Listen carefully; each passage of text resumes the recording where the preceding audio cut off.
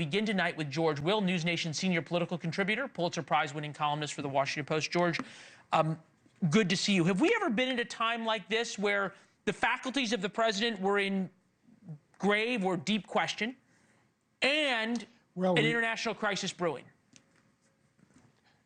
Absent the international crisis, this would have resembled the period in 1920 when, for about 18 months, Woodrow Wilson was incapacitated by a stroke, and there's good reason to believe that his aides and his wife were running the country. But you're right, there was no intercontinental anything, no intercontinental airplanes back in 1920.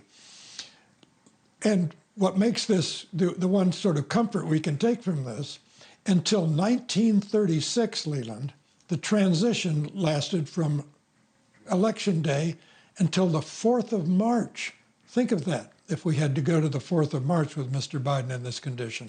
Now, since 1949, Leland, when we lost our monopoly on nuclear weapons, the most important concept in world politics has been deterrence, basically mutual assured destruction. And the strategic theorists have talked about rungs on the escalation ladder. We have been going up the escalation ladder slowly but perceptibly with Mr. Putin, who is answering those who said, what's the utility of nuclear weapons because they're too horrible to use? He's using his nuclear weapons. He's been so ever since our deterrence failed to deter him from invading Ukraine. He has been using his nuclear weapons, brandishing them rhetorically, to deter us from a more timely and forceful escalation of our aid to Ukraine. So we're seeing Putin finding real utility in his nuclear weapons, and we are, I'm not saying Mr. Biden has been too cautious, but he's certainly been cautious because of nuclear weapons. Well, he's been cautious, and now he's throwing caution to the wind, right? For 1,000 days, giving Ukraine ATACMS to hit into Russia was too dangerous. Now suddenly, 2 months before Donald Trump takes office, it is not. I think you made a great point about our deterrence. And Vladimir Putin is a student of the American presidency, right? He humiliated George W. Bush. He humiliated Barack Obama, both of them. And to a certain extent, he humiliated Donald Trump. He is now humiliating Joe Biden as well. So he is 4 for 4. The question would be, at this point, why wouldn't Vladimir Putin use a tactical nuclear weapon in Ukraine to say, you know what, I can do anything I want and dare a lame duck and compromised Joe Biden in the last days of his administration to respond?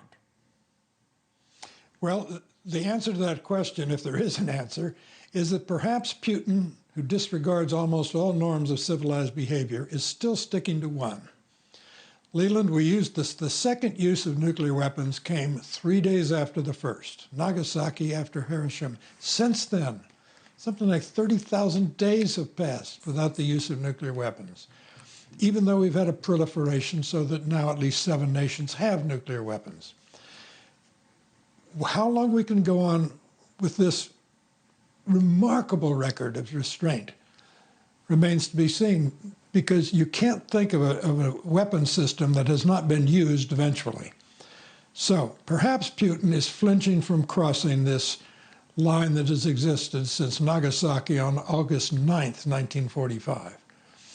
Perhaps. But he said the other day, in explaining his nuclear strategy, he said, and this is a little different than the Russian doctrine that you accurately described, he said, we could use nuclear weapons, a tactical nuclear weapon, against a nation that, although it only has conventional forces, is supported by a nation with nuclear weapons. That's us, and that's Ukraine.